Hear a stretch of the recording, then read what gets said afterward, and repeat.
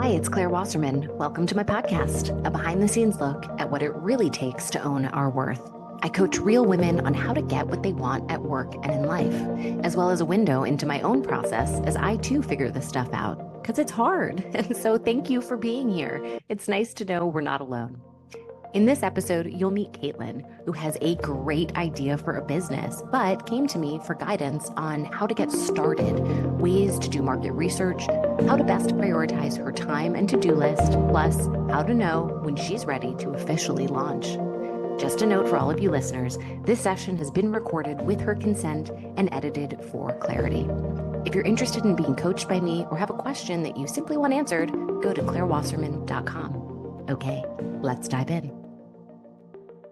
Caitlin, tell me what brings you here today, and ideally, what will you be wanting to take with you after our session?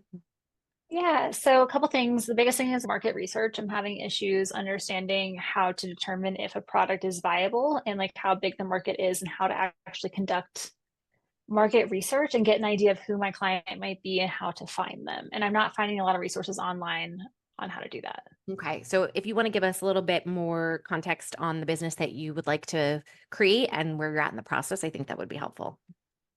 So there's two businesses that I want to create. The one I'm focusing on right now is actually a business that teach people how to use memory. I don't know if you've heard about this yet. To use memory tricks to succeed in testing and formal education. So I'm going to compete in the US Memory Championships in 2026. I know. And I really want to use those skills and help people learn how to do things like the SAT, LSAT, MCAT, stuff like that, and teach them how to study in a way that's fun and a lot less stressful, and in a way that's creative and enjoyable instead of just like memorization. Okay, that's cool. Wish I had that. Anything else on the market that's like that? There's books and things you can learn, Method Loci, stuff like that, YouTube videos, but I can't find anybody that does one-on-one tutoring. And I can't find anybody. This is why I have a question. As far as I found, market research wise, I haven't found anybody that does it specifically for the test. There's SAT prep classes out there, things like that, but they're using traditional teaching methods and not memory tricks and games. Okay. Okay, cool. And then what's the other business idea? A video game, AI-based video game, it teaches you language, a new language. Okay, video game. Which one do you think is going to be easiest for you to build? I'm going to start with memory because it requires no technical debt. Perfect. Okay. Always starting with whatever's easiest to just test, just to begin at test, which is funny because that's you want to build something Around testing, yeah. Okay. And where are you in that process of creating? You have the idea.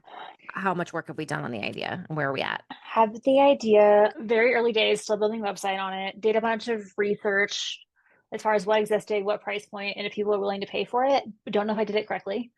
That's my issue. And then I think I'm going to start my first cohort August 1st and do a group of 5 people SAT prep and see how it goes from there. So just diving in, originally teaching myself. The plan is to eventually hire tutors and have them do it for me in groups of 5 students. Great. And just out of curiosity, why are you starting with SAT prep when I think you had just said something about SAT prep type things exist and this is different because it's just general testing? I think trauma. I remember being so stressed on my SAT. I remember it being such a big deal. And I remember taking it more than once. And that's actually very common. So I think it'll be a really good way to test. It's a standardized test. Everyone takes it. Usually take it more than once, or sometimes take it more than once. And it's a tangible thing that actually leads to scholarships. So it's something that I think people place a lot of value on. It's a standardized process. Everyone takes the same test. And it's something that I think causes a lot of stress and anxiety for high school students. And I think high school children, kids, adults, I don't know if they're is the right age to understand this concept, but not be afraid of helping me iterate and create a test. Okay, cool. And if this works well, are you open to this being an SAT prep type service for some time? Yeah, I think eventually expanding into the MCAT, LSAT, and then the bar exam, and then expanding from there on to generalized education. Okay. But the reason I'm starting with that is because I think I know parents are willing to pay for SAT prep. I Great. know it's going to be a viable product. Okay, awesome. I agree. I think you're really understanding that you have to get a hook. You have to niche to a certain extent just as a place to begin. And that doesn't mean it's where you stay, but you have to also be willing to stay there if it's working for some time at least. So I'm glad that it's yes for all of that. Now, I know you talked about this concern of, am I doing my market research correct? What are you doing and why are you concerned? Because so far, everything I've heard, you're on the right track. It's weird building something that no one else has built before when you're wondering why they haven't. Because it seems so obvious in your head. And you're like, do I know something they don't? Or have people tried this before and failed and you just don't know it? Do you know what I mean? So I think that's the issue that I'm having. I want to confirm though, people are doing things in this space. Like you have validated that.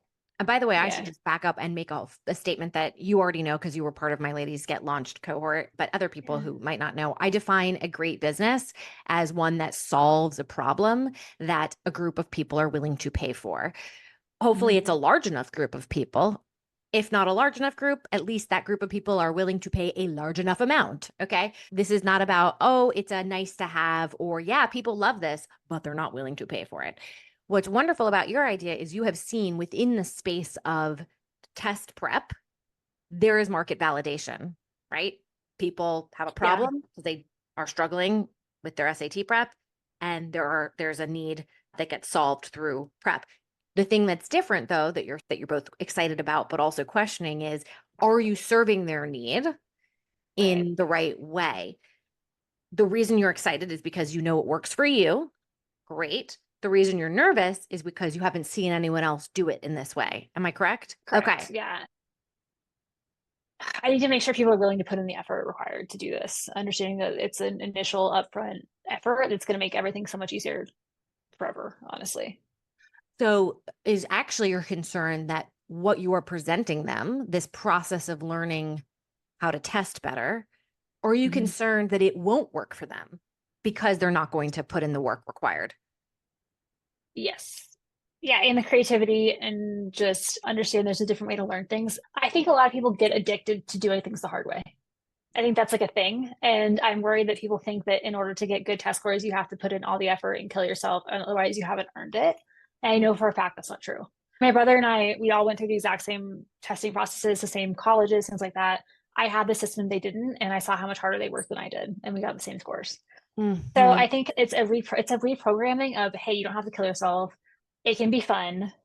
Here's a fun way to do it, and it's creative, and it makes it a lot easier. So I think that's my biggest hurdle is, do people actually, I understand people say they want SAT prep help, but do they actually want it to feel easy?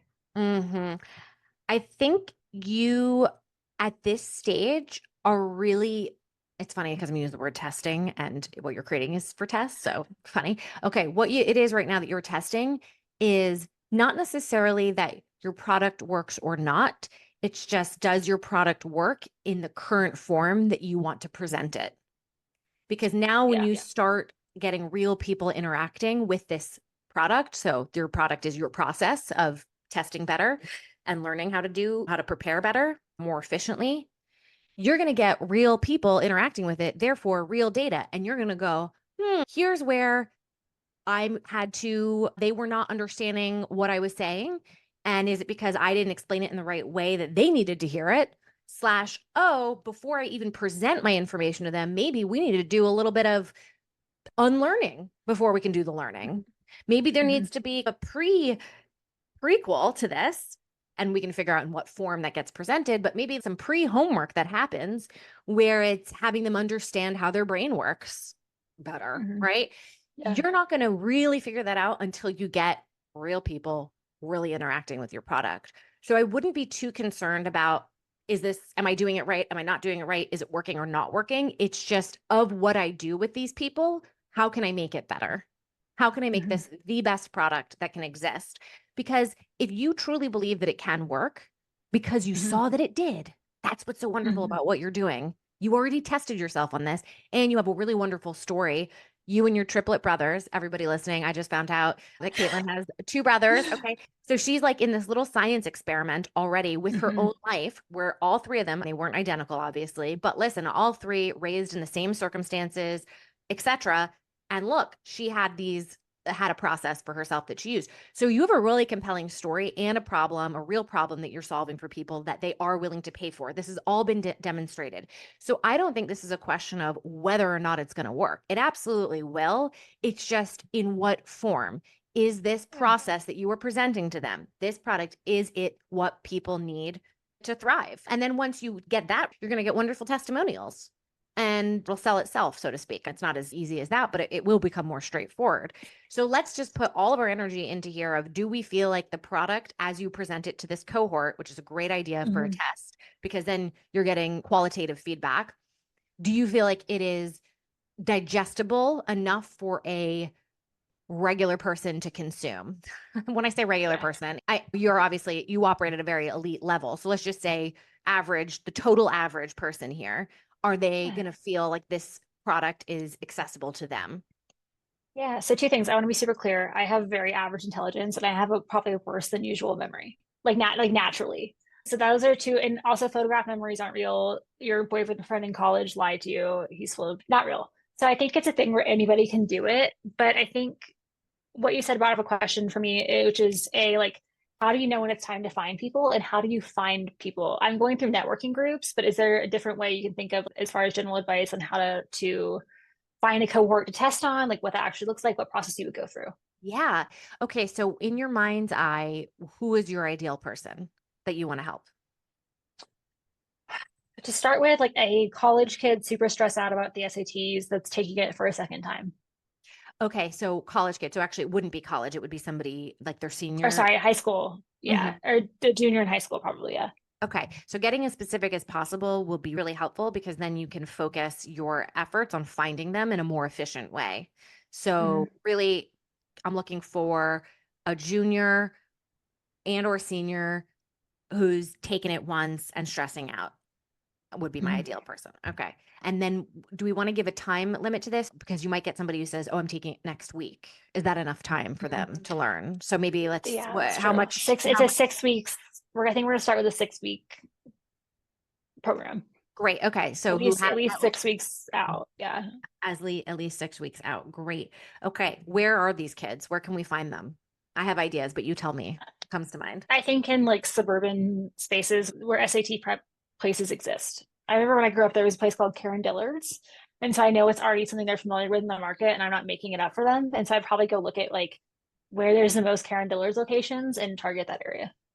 These are fabulous ideas. I'm going to get even smaller for you.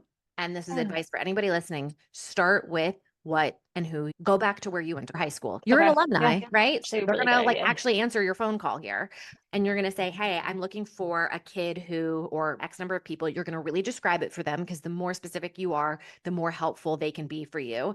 You'll give them a range as well. So if not one person comes to mind, like they'll give you a couple of suggestions and then make it as easy as possible for them to refer you. So already have pre-prepared that blurb that they can then pass on, whether they're putting it in an email out the PTA sends out, or maybe the college guidance counselor is definitely the person you want to connect with. It's a great idea. Yeah.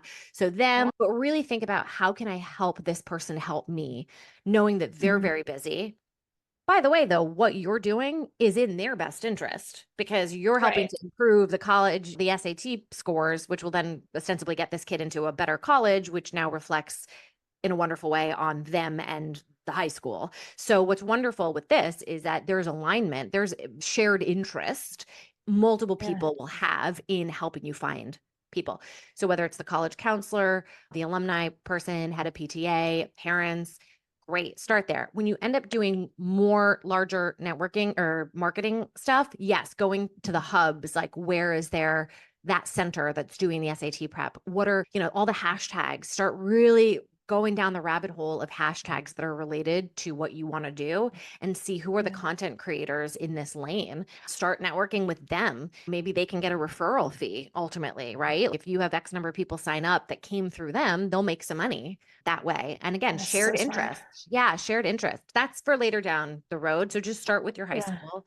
And That's then brilliant. you might also want to have a little cross section too, just for yourself. Maybe it's not all people from a certain area. If you wanted to, I don't know, experiment with different demographics a little bit, little variation within your niche.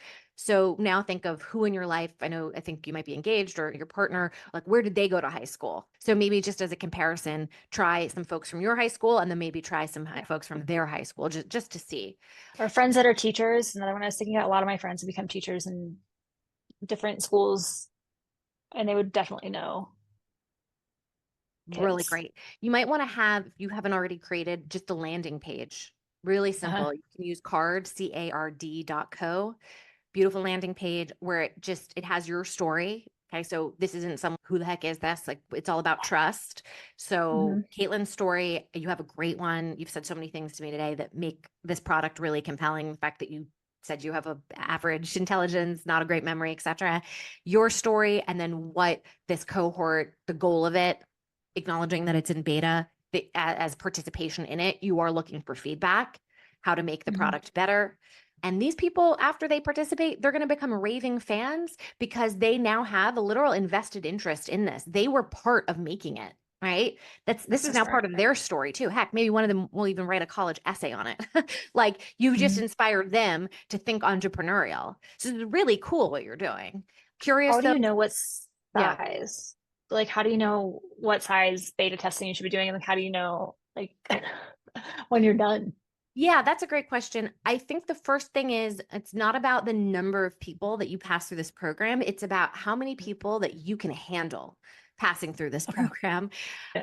And this comes from personal experience on my end. Mhm. You could have a ton of people do this with you, but if it was overwhelming to you, you didn't feel like you either offered a great product experience for them or you didn't survey them in the way that you wanted, it didn't matter how many people there were.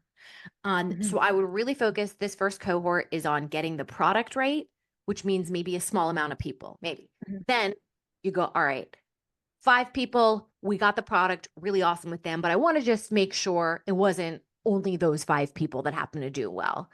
Okay, Mhm. if I make this a little bit larger, is it simply about numbers or is it about variation of demographic? I don't know. Like you'll have to think for yourself the signals of what you are looking for to determine for yourself what gives you confidence. It's a little bit of a chicken and egg here because you're asking me for those signals, but I do think Mhm. intuitively you may have a sense.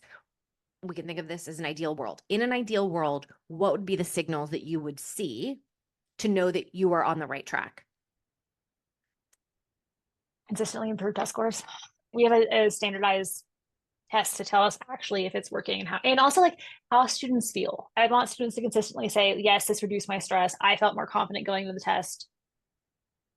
This is something that improved my life. Okay. Out of the 5 people, let's say, how many do you need? Okay, so Or let's just say not all of them had a great experience. That's totally fine because we're yeah. trying to improve the product at this point. So if you learn something from it, you improve the product, great. Awesome. We're going to do it again.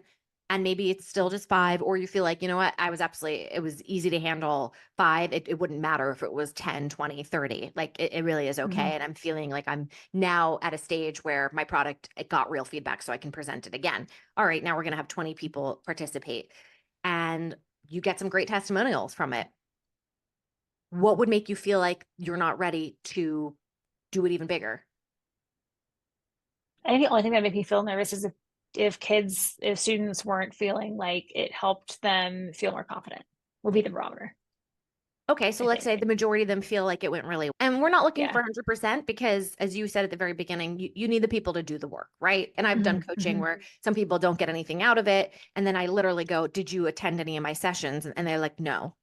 I'm like, did you Right. watch the video recording? No. I'm like, no, no, I'm not going to take that personally. Like, you literally didn't do the work. So let's say they do the work. They say, this is great. Love it. What else you need to know to feel confident to take the next step. So it doesn't mean you're necessarily quitting your job and going wide, but like next step, which also you have to think about what does a next step mean for me in this business? Good question.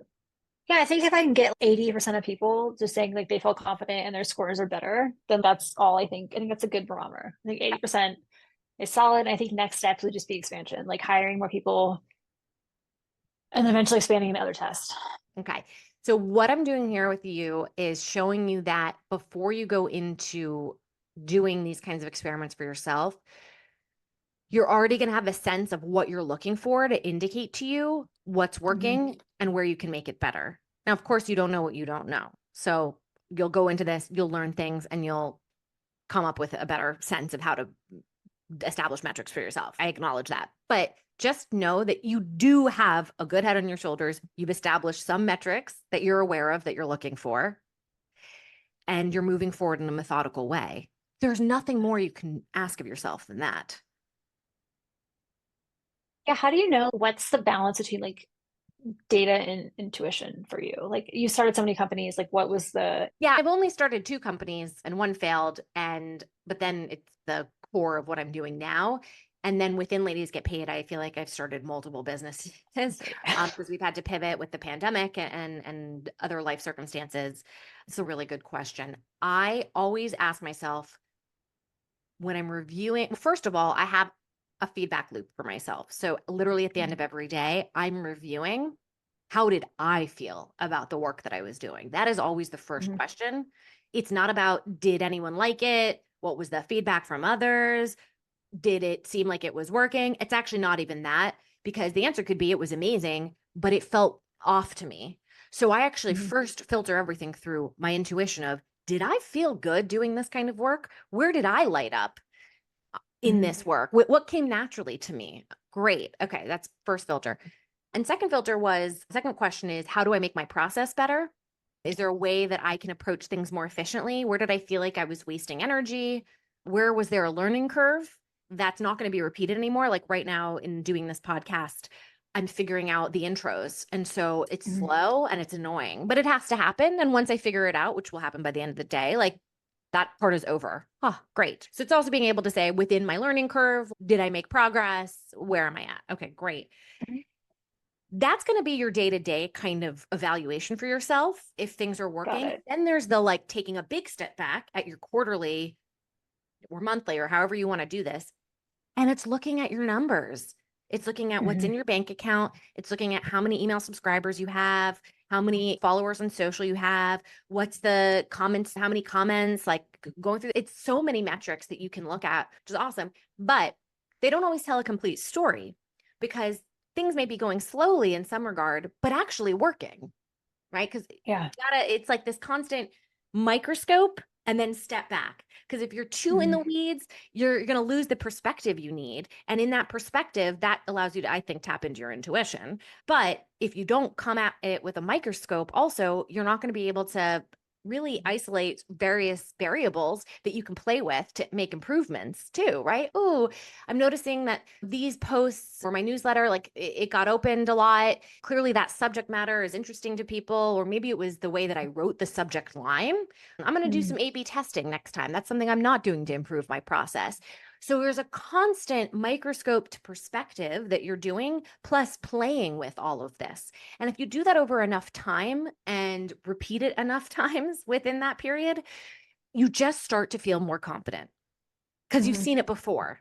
If Mhm. something's new, if this is the very first time you've ever done it, you're of course going to be questioning things because you're like, I don't know what I'm looking for. But you're building the blocks. You're starting with that cohort, right?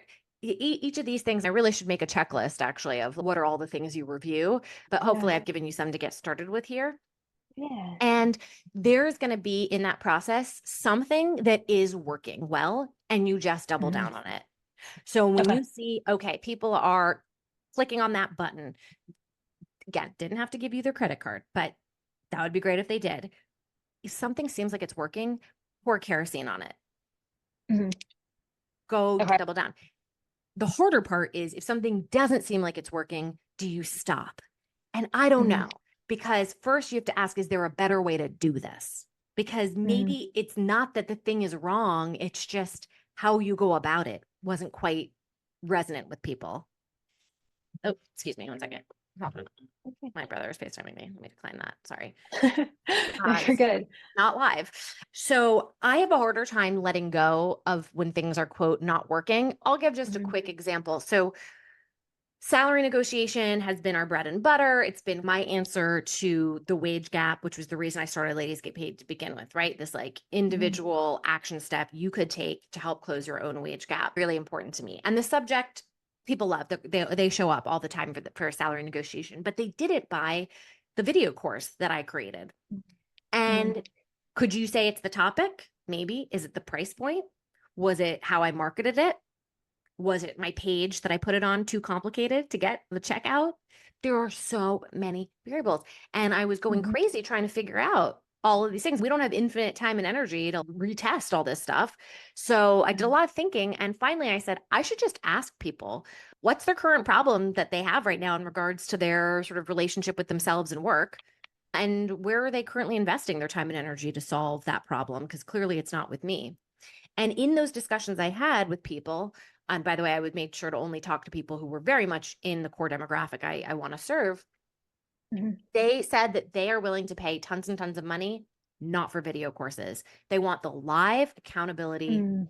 coaching aspect. They want it to feel Mhm. personal. They want to make sure that they follow through on it and they want checklists afterwards. So, not just the Mm. video, but there really has to be, did I do X, Y, and Z things? Wow. So it means maybe salary negotiation as a topic works. And hey, maybe video courses also work, but I think the video courses need to be super low price, not super, but much lower price point, and then charge a premium for live cohorts. So Mhm. I'm going to experiment again, right? Where I'm not going to throw out the baby with the bathwater. We're not going to say, screw salary negotiation and video courses. I'm never doing them again. I'm just going to shift my focus right now to the live cohorts because that's what they actually told me they were willing to pay top dollar for. I'm going to get that going. I'm going to get that optimized. And then I'm going to probably reintroduce the salary negotiation video, maybe some others at a Lower. lower price point. Mhm. But you have to stay in business. That's the thing. It's not whether or not you're testing and doing things. It's like in an ideal world, you would do all of it. It's just what do you focus on first? And so that is getting much better at where you're seeing people showing up, where you're seeing Mhm. them giving the credit cards. And if it's really just no across the board, that's when maybe there needs to be a really big pivot or being able to say something that you're doing is not your product, it's your marketing. So when I was doing job Mm. seeker support groups, these free monthly, first it was weekly and then it was monthly, they're job seekers. They're not willing, a lot of them aren't willing to pay money. Yeah. However, there's a ton of them and they are very much in need of help. So I decided I'm not going to charge for that. I'm going to use it Mhm. as a tool in which I can express what I want in the world and help people. But also, I'm getting emails. I'm getting 6,000 emails out of this. Mm. And then I'm Mhm. creating a live program that 30 people participated in that was $1,200. And so Mhm. 30 out of 6,000. So it's a small group of people, but it was quite a bit of money. And so when I was putting the effort in to do the Interesting. job seeker program, it was not with the intention of making money from that effort, but it was knowing what that effort was doing to make me money. Where did it fit into the eventual roadmap of revenue? And I really only figured this out by doing it all. Like sometimes Yeah. you really have to just put it out there. But the fact that you are starting in this, I know it works because it worked on me. I know Mhm. where I'm going to find my core demographic. I even have a core demographic. A lot of people are like, or me Mhm. included, women? Could we get a little narrower here? You're extremely specific in this. So I Mhm. would just really focus on making the product kick ass, getting those testimonials, and then building from there. Okay. So it sounds like you're creating your own funnel and like building your own funnel for yourself by providing free things. When you said getting started, I think the first step is obviously the scariest one. I always say bird by bird is my thing, where I just have to do the next right thing. And then after that, the next thing and the next thing but I think knowing when and how to take that first step is really difficult. Can you talk a little bit about what an MVP looks like and how to understand what your MVP is? You already said what it was. That's exactly how you described it was it's a small group of people who Hmm. are experiencing your product in real time who are Hmm. able to give you real feedback. Yeah. Okay. And So just like so taking that leap. but I do you even see it as a leap? Let's break this down, the fear part about this. I think it's really universal for a lot of people listening, not just in starting their own businesses, but doing Yeah. anything that's just new, right? Like what are you nervous about in this? I see it as a test. Yeah, more than a leap, as a test. I think what I'm actually most nervous about is that this is interesting, or to me it is, when I expand, I'm nervous about hiring other people. Mm, And having the idea of someone else representing a brand that I built sounds scary, but it's so far in the future, I don't know why I'm worried about it. no, you might be worried about it because in order for you to scale, it's a necessary Mm-hmm. element. And so you're thinking to yourself, okay, if I want this business to scale, which you do I even want to manage people? It's going to break? Is this idea even feasible Mhm. if I know a necessary component of it is training other people. But then that's where Mhm. you'll also treat the training aspect as another product in your own mind. So you're going to have a train the trainer program. You're going to make it hard to get into also. Like you're really going to filter the shit out of who comes through that program. And Mhm. you're going to start really small and you're going to have, let's even say 1, 2, 3 trainers or whatever. And you're going to really perfect that process of finding them Mhm. and training them and then evaluating them. That is its own product, its own beta test. Okay. Mhm. So And do what the you're same going thing again to on the other side of the exactly, market. exactly. Okay. That's where this Okay. stuff does get, Yeah. I want to say easier, but you start to feel a lot more comfortable and energized by it because you Mhm. realize that you're actually doing the same exact thing, just it looks a little different, maybe, but Mhm. it's the same Mhm. idea of who's my core demographic, what's the process of recruiting them, what was the process of doing the thing with them, how did I get the Makes so much feedback sense. from them slash gave feedback to myself, right? And then you move on and just knowing again what in that regards, what are the metrics will you be looking on for knowing that you're working with the right Amazing. person and that they're representing you in the right way. Cool. I feel like you just built me like a step-by-step flow chart, which is like exactly what I needed to just one step at a time take it through. I think pricing question. How do you know? Because it's a double-sided marketplace, I think is a term you taught me actually, or two-sided marketplace, something like that. So I have to price both what I'm paying tutors and what I'm charging students. Well, how do you, is it testing? What does that look like? You're going to look at who are your competitors in that space. So in terms of the Mhm. pricing for your product, so we're not Mhm. talking about you paying instructor because we're not quite there yet, but what are you charging these students? Where have Mhm. you done that research so far? I've looked at Karen Dillard so far. That's the only company I know of, and they're charging like $3,000 for 6 weeks. Okay. That's exactly what you're doing here. You're looking at where is this audience currently solving their problem and how much are they Mhm. paying for it? Because that's who you're Mhm. competing with. And you're going to include the internet with that, by the way. Like you have that program that you just mentioned, but also Mhm. what are the other alternatives that your audience is looking at? They're probably looking at TikTok, they're looking at YouTube, Mhm. maybe they're really and I would love for you Workbooks. to dig more into that with this cohort, Yeah. finding out like where else are they getting their information. You're Mhm. obviously going to charge less in the beginning because you need to get those Mhm. testimonials. And when you have testimonials, it'll again really sell itself. If it's like how much is the jump in scores worth to somebody? And let's Mhm. say out of these people, half of them get scholarships. Mhm. You can now put on your website that the investment of, let's say, $2,000 into your program gets Mhm. $50,000 worth of scholarships. It's obviously Right. not Okay. guaranteed. You're going to make that clear, but you're Uh-huh. like, students in my program got that. So now what's so wonderful about what you're presenting is it's not even Mhm. about the cost, it's about But the the value. investment. Yeah, and the Yeah. value, right? So It's they're so putting interesting. in money to get something Mhm. that will Mhm. actually, in a sense, make them richer. It'll save them money. It'll save Yeah. them time. So I love what you're building because it really lends itself beautifully to make that case. Like you're not Yep. bullshitting. What's a And you question can I could ask? approximate that too, by the way. Again, if you're using language like approximate or in, I don't know, did you get scholarships?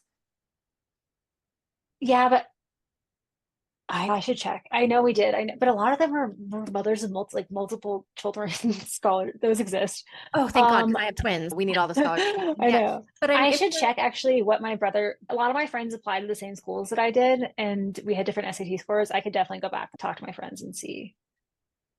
if you could make the correlation between improving your SAT scores and getting Hmm. scholarship, therefore the price point you put could be really high because you have a strong case to make that there Hmm. is a monetary benefit actually to Hmm. doing this. And you're still going to be less than the competition.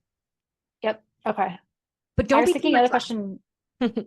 keep it like around. I was gonna make the first cohort free. Do you recommend doing that or not? So I was gonna say, okay, it'll be free for first cohort as long as you're a good match and you give me a testimonial and you tell me what your scores were.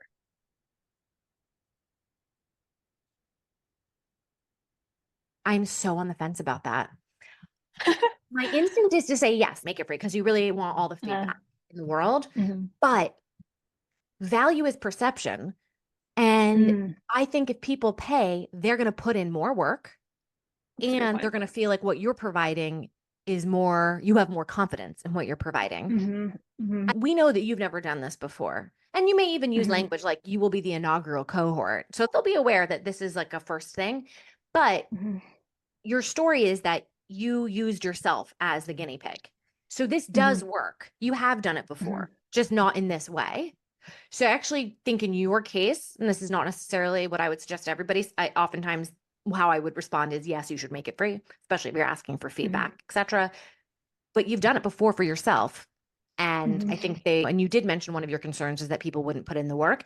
If they're paying you, they will be more likely to Yeah. actually put in the work. Okay, so just discount it maybe. Yeah, maybe if you wanted to make it 150, I'm not going to say $500, but even if it's just $100, just that having Hmm. that exchange, I also think for your own confidence as a new business owner, doing that Hmm. credit card exchange is gonna, it's almost like ripping the band-aid off a little bit. Oh, Got it. okay. I just got paid. I'm in Hmm. business. It's not a project Okay, anymore when you're getting paid. that actually makes a lot of sense. Yeah. Yeah. Okay. Yeah. And then I know that I'm like validating my idea in a way that people are actually willing to pay for it. Which they are because you're not building something, you're not creating a whole new It's true. market for this. Like Hmm. Hmm. most people's issues, I think, is that there is not a problem that somebody's willing to pay for. There is a Hmm. problem people are willing to pay Yeah. for. You're just not sure Hmm. if your product is perhaps as best as it could be priced in the correct way, marketed and Right. scaled in a way that you would like. Hmm. But the thing that would destroy a lot of businesses is not going to destroy yours. You have almost the hardest thing checked off already.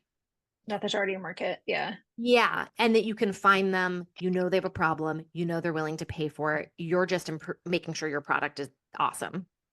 Hmm. And There was something. conserving your energy too, just really paying attention to as you're going through this process that you are, and I have no doubt you can do this because I know that you do ultra marathons. No, Yeah. or Yeah. this is a marathon, right? So as you are Right. taking these steps, it's just how can you make sure you're doing it in as sustainable way as possible? So Hmm. not spending all night, not really calibrating your nervous system in this. You're going to have highs, you're going to have lows. Like how can you try to be as even keel as possible in this? If you don't do that, that will destroy you. So it'll either be the lack of product market fit, which we know you have, so that's great, or it'll be the inability to sustain your energy, which also means you have to know how to prioritize. I have a feeling you're quite good at both of these things. Can you say a little more about, because I'm a little bit, I'm also going to be consulting still as I build Mhm. this because I'm not planning on taking on anything else. Like it's very low technical debt, very low. There's no reason for me to raise money, nothing like that. Mhm. But can you say a little more about conserving your energy and how to, because I don't, I spent 3 hours building a website yesterday. And like Oh, that's okay. all the time I was willing to like devote to that. But I know people that spend 4 days. And so I'm wondering like how do you actually know? I think a lot of people think their website has to be like a beautiful work of art that's award winning when I'm like just slap it up there. So how do you Uh-huh. actually know what's a priority? Yeah, yeah. Listen, I think it's first getting organized with all of your to-dos so that if they're all Mhm. out like a puzzle, okay, you have all of your puzzle pieces and you've put them all out on the table. And usually this for me is like an anxious brainstorm of like in the middle of the night. Oh Like a my gosh. brain dump. Yeah, what are all the things that I have to do for this or that I think I have to do? All right, just at least write Mhm. them all out so they're out of your brain and you can literally look at them. Okay, when you're looking at them, Mhm. ask yourself, put them in order of if I do this, will it make other things on my list easier? Mhm. Mhm. Or maybe delete them, right? Maybe I don't have to do those things anymore. What has to come first? So there's going to be certain things, but really take your time with it. So let me give you an example with your website. One of the things on your to do is to reach out to your high school, get back in touch with the guidance counselor, the career counselor, and Mhm. ask them for recommendations for people. Mhm. Before you do that, ask yourself, do I need to have a website up in order to do that? And you might at first say to yourself, yes, definitely. And you go, hold on. Do I really should have a website up? That is probably a good thing to do. But my high school knows me. I'm not an Mhm. unknown quantity here. Do I really need a web? And then you may decide, actually, it's better if I just go and I contact them.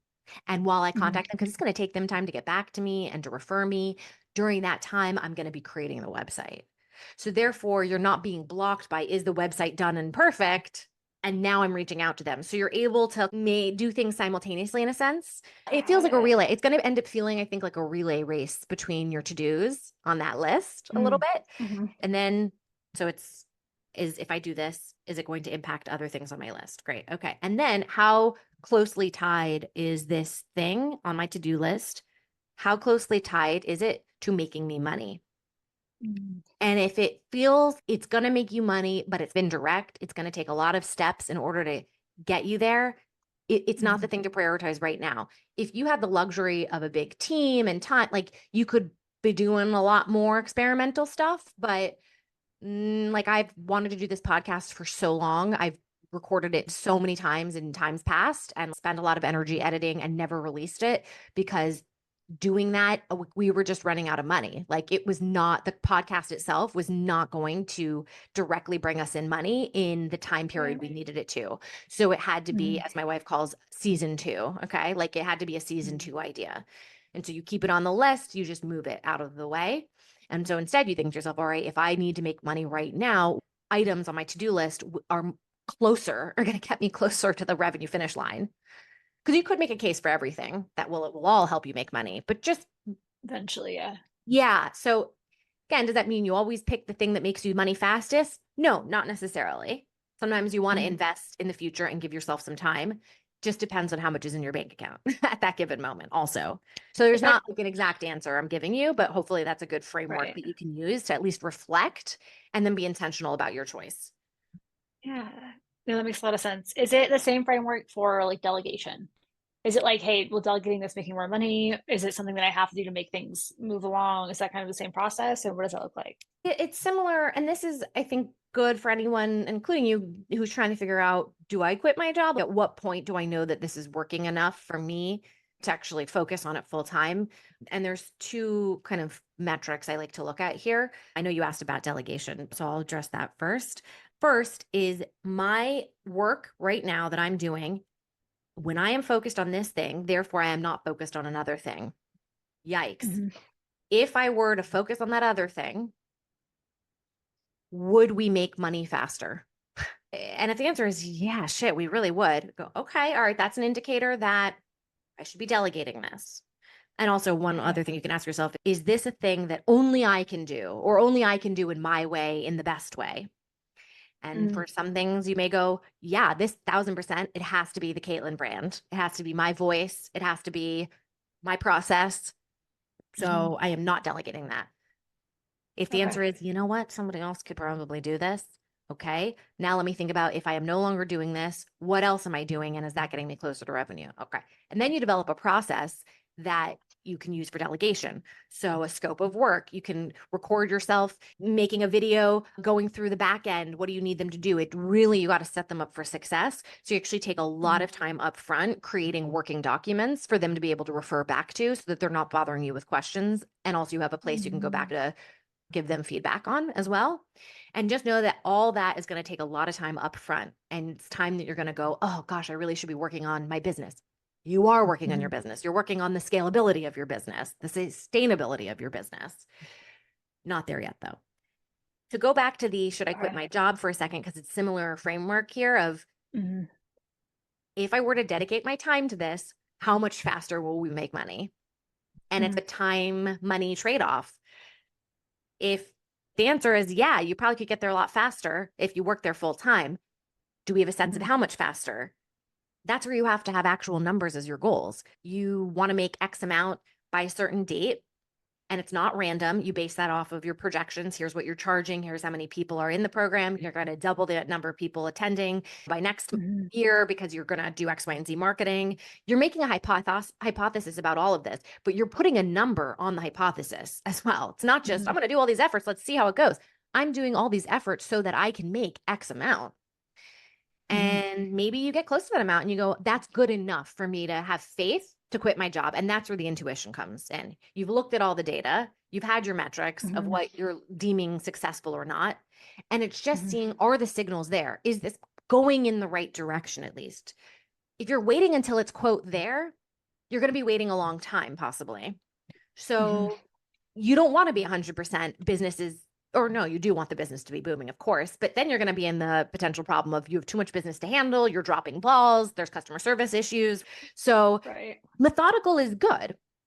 It's just, are we trending in the direction we want towards that number that we set for ourselves?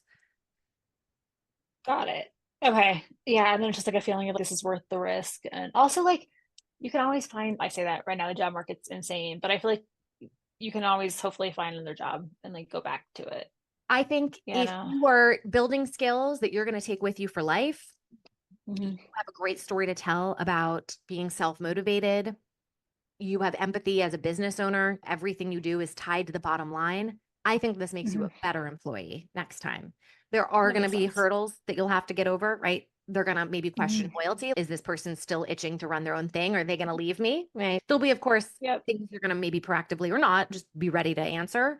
But I think the skills and the story that you and anyone can tell after starting your own business, to me, starting your own business, running your own business, whether or not it succeeds or not, it demonstrates that you can take ownership of your life.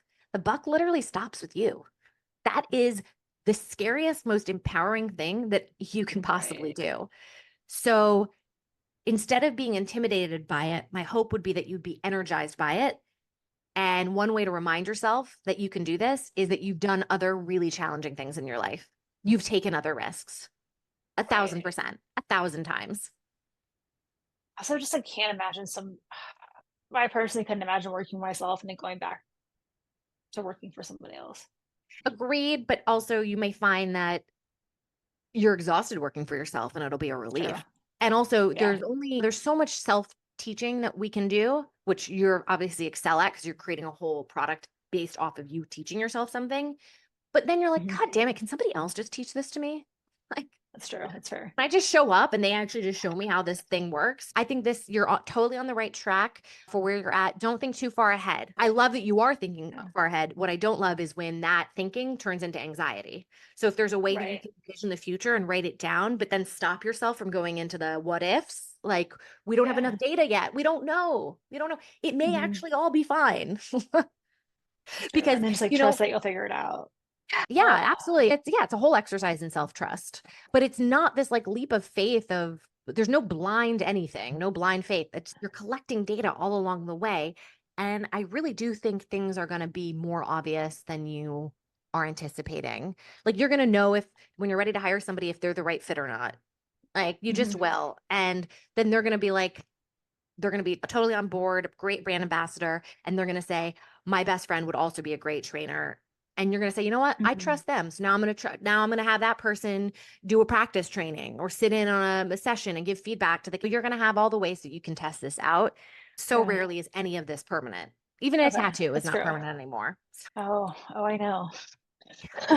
Wish I didn't, but I do. That's so interesting. Okay. Okay. I feel way better. I think reaching out to high schools is like brilliant and starting with what Yep. and like trusting that instead of going, I think that's going to help me at least get like a feedback loop of trust that I really need right Mhm. now in order to take the leap when I've been running businesses for everybody else full time. So And that's again, super, you super know that the helpful. product works. Yeah, it's true. You may not have done this business exactly, but you Mhm. do know what it's like to be that kid who needs to learn Right. how. So just always go back to who you're helping, why you're helping them. And if you truly believe in that, Mhm. you're good. Because you asked me before about intuition. I actually think the intuition's wrapped up in that. It's when you are going Mhm. back to who I'm serving, why I'm serving them, and how I'm serving them. If I feel really like I have a lot of conviction, that's the thing that Mhm. I go back to. All the other things, the processes around it, can only figure out by doing and time and perspective and stumbles. And it needs a lot more participation in order to figure that out. But at its core, who, why. So just keep Right. going back to that. This was super, super helpful. Awesome. Awesome. I think the who, why, how is super, super helpful. It helps keep things like in perspective so you don't go way crazy. And I'll definitely keep you updated. And thank you so much for doing this.